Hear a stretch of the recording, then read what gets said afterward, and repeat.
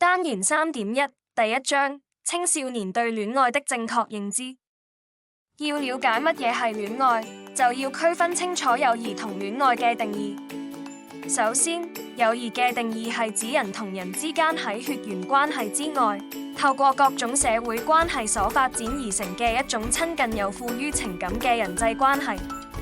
而戀愛嘅定義係指兩個人存在住強烈嘅依戀感覺同親密嘅關係，渴望更多嘅相處時間，分享各自嘅生活同感受，希望呢段關係可以長久發展落去。友誼同戀愛嘅相同之處，首先係好感，友誼同戀愛都由好感發展而成。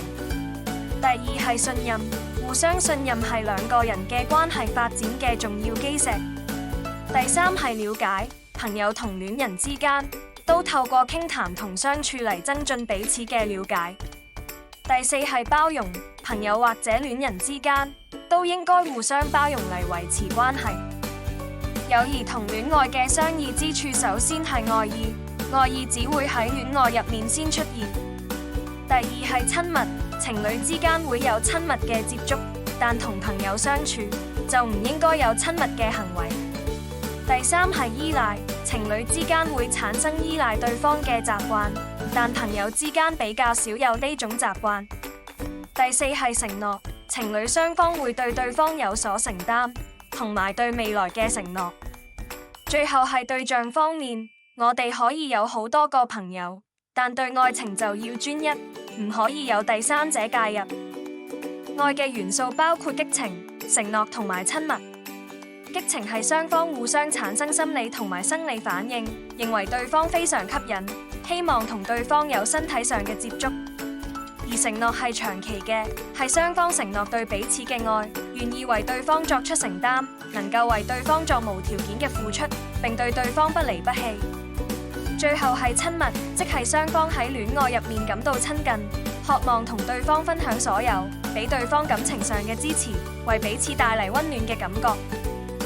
戀愛嘅目的有情感需要，人嘅情感與生俱來，除咗個人嘅喜怒哀樂之外，人同人之間嘅情對我哋都好重要。喺生活入面，我哋需要親情同友情，亦會追求愛情。第二係分享人生，人係群體動物，我哋中意同人相處，將自己嘅嘢同感受同人分享。理想嘅情侶係能夠互相分享喜怒哀樂同生活入面嘅大小事，得到心靈上嘅滿足。第三係建立家庭，求學、交朋友、結婚同埋生兒育女，係大部分人都會經歷嘅人生階段。我哋渴望揾到中意嘅另一半，一齊組織家庭，共同生活。戀愛時應有嘅態度，第一係保持理性，要先控制情緒，清晰咁表達自己嘅感受，冷靜分析問題根源，透過溝通同協商去解決問題。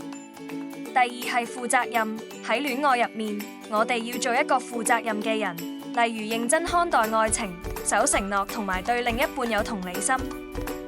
第三係尊重對方，尊重對方嘅諗法同價值觀，同時尊重對方嘅身體，唔應該因為自己嘅慾望而強迫對方配合。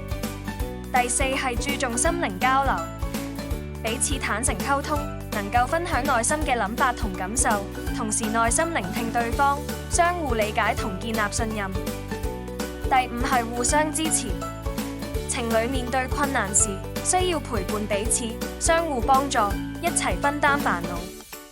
最後係愛護珍惜，珍惜喺一齊嘅時光，唔應該視對方嘅付出為理所當然。一段戀情結束有好多唔同嘅原因，個人因素方面有誤會、性格不合、第三者介入、感情轉淡、學業同埋工作等等嘅層面影響。家庭因素方面，家長可能介入或者阻礙仔女拍拖。經濟問題方面，雙方經濟能力唔足以滿足對方需要，導致關係結束。結束戀情應有嘅處理方法，首先係要交代原因。經過反覆思考，我哋應該要向對方交代原因，唔好突然消失唔解釋。第二，要注意日子同場合，避免響啲特別日子向另一半提分手，譬如情人節、生日，因為咁樣會為對方帶嚟更大嘅傷害。最好響開揚啲嘅公共場所講，保障自己安全。另外，提分手嘅時候要心平氣和，語氣果斷，避免出現侮辱、譴責嘅用語。如果對方性格或者情緒狀況唔適合面對面講，我哋可以透過訊息或者信件提分手。